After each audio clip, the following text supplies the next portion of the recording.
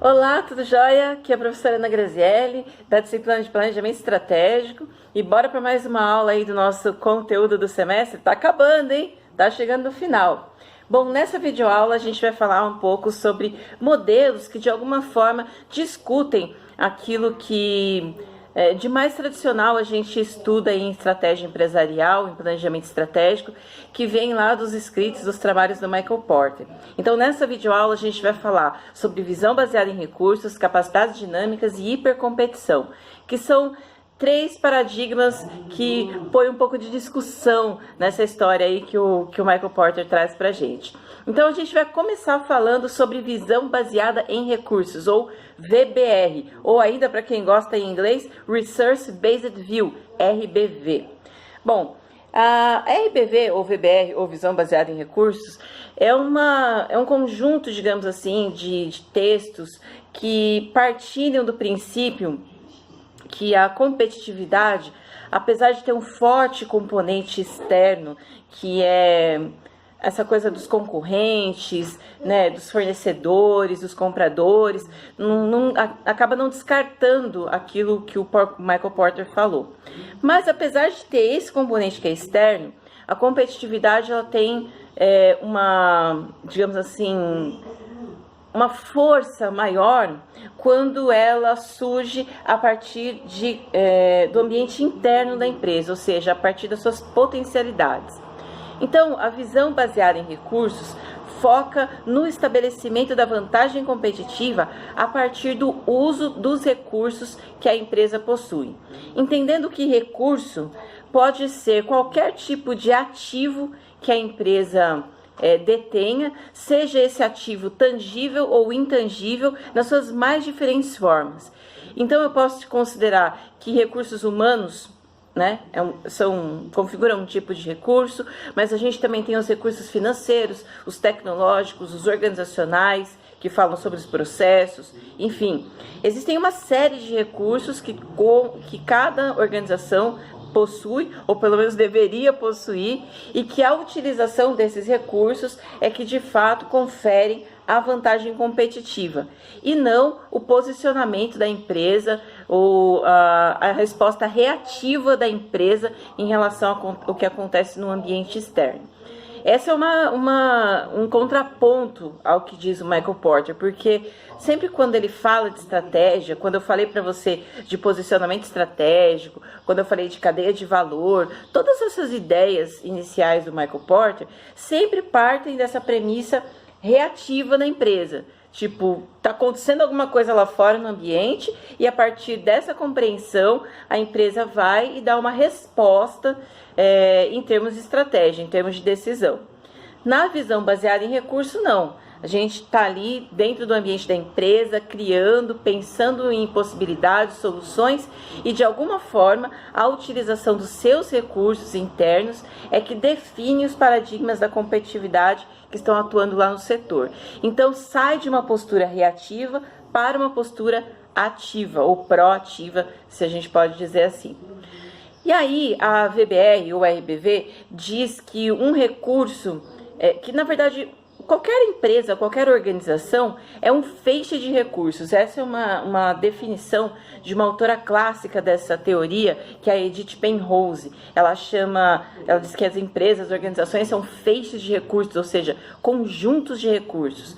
E que, de uma forma mais recente, da década de 1980 para cá, começaram a ser trabalhados textos que identificavam que não só a empresa era um feixe de recursos, mas que esses recursos, até por serem diferentes, também tinham características diferentes e agregavam valor de forma diferente.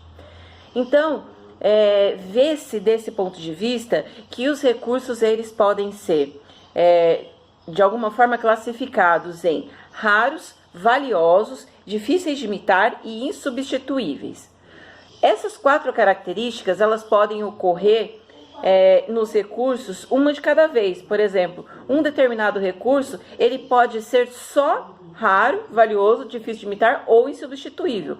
Ou esse mesmo recurso pode ter duas ou três ou quatro todas as categorias, as características de um recurso, digamos assim, valioso, tá? Então, quanto mais características dessas 4 recursos tiver, mais importante ele é para a empresa para conseguir gerar e sustentar a vantagem competitiva. A ideia é essa: você gera, mas principalmente você sustenta a diferença positiva que você tem em relação aos seus concorrentes, de acordo com os recursos que você tem dentro da empresa. Então, pensando um pouquinho nessa definição, o que é recurso valioso? Recurso valioso é aquele recurso que consegue agregar um valor a mais no produto ou no serviço da empresa. É algo que, se ele não estiver ali, faz muita diferença no produto final. Um recurso raro é um recurso que ou só a sua empresa ou a sua empresa e mais um concorrente, de repente, só possuem. É um recurso que você não vai encontrar em abundância por aí, que é um negócio mais restrito. Um recurso difícil de imitar é um recurso que todas as vezes que alguém olha e fala, caramba, eu vou fazer igual eles estão fazendo, vai ser muito difícil de conseguir uma semelhança paritária, né, em termos de resultado. É algo que as pessoas ou as empresas até tentam copiar, mas não conseguem fazer isso com eficiência, muitas vezes nem com eficácia. E o recurso insubstituível é aquele recurso que não existe equivalente no mercado para ele. É algo que não adianta. Você não vai conseguir copiar, você não tem outro concorrente que tenha. Ele tem uma característica de unicidade, que só aquele recurso, naquele contexto, é que vai funcionar. Então, essas características do raro, valioso, difícil de imitar e insubstituível, elas são muito importantes para a nossa observação como gestores em relação ao que existe dentro da empresa. E parar para olhar, para identificar se a empresa, os recursos que ela possui, estão encaixados nessas 4 categorias. Porque se ele não for nenhum desses 4, aí, meu amigo, é caso para se pensar, é caso para pensar se aquele recurso realmente é necessário dentro da sua empresa e se ele está fazendo a diferença. Veja só que dentro dessa ideia de visão baseada em recursos, a gente precisa enxergar, como eu falei anteriormente, que esses recursos eles podem ser tangíveis ou intangíveis.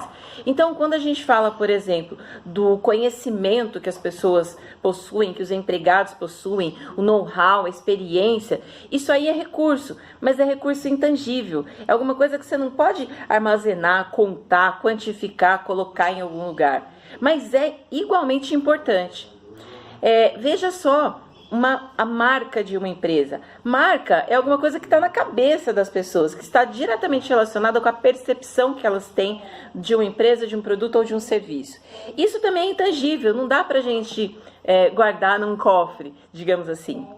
Agora, outros recursos como equipamentos, materiais, matéria-prima, alguns tipos de processos. Processo está mais para intangível, em termos de concepção.